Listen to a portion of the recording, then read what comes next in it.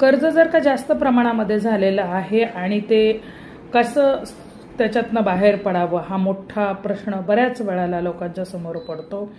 आणि मला तसे लाईव्हमध्ये पण त्यांचं विचारणं असतं आणि प्रत्यक्ष फोनवरती पण असतं. तर त्यावरती नेहमीच ठरलेल्याप्रमाणे मी व्हिडिओमधून उत्तरं देत असते. तर त्याच्यासाठी एक उपाय देत आहे तुम्हाला. हा उपाय रामबाण म्हणू शकतो आपण, जो तुम्हाला कर्जातून मुक्तता देईल.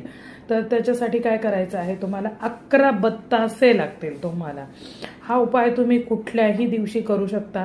तुमचा व्यवसाय असेल तर व्यवसायामध्ये नुकसान होत असेल तरीही करू शकता. तुमच्यावरती कर्ज जास्त प्रमाणामध्ये झालं असेल तरीही करू शकता. तुमचं काही कामकाज आहे ते नीटसं चालत नाही आहे तरीसुद्धा करू शकता. तर 11 बत्तासे घ्यायचे आहेत आणि सूर्यास्त झाल्यानंतर कुठल्या डोक्यावरनं तुम्हाला ते उलटे 7 वेळेला डोक्यावरनं फिरवायचे आहे. उलट्या म्हणजे घड्याळाच्या काट्याच्या उलट्या दिशेने तुम्हाला फिरवायचं आहे. अँटी क्लॉकवाईज म्हणतात त्याला.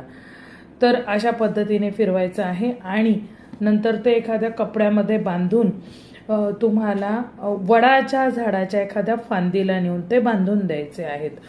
पाठीमागे वळून बघायचं नाहीये. उपाय केल्यानंतर सरळ घरी निघून यायचं आहे आणि त्यानंतर होणाऱ्या चमत्काराचे तुम्हाला अनुभव येतील.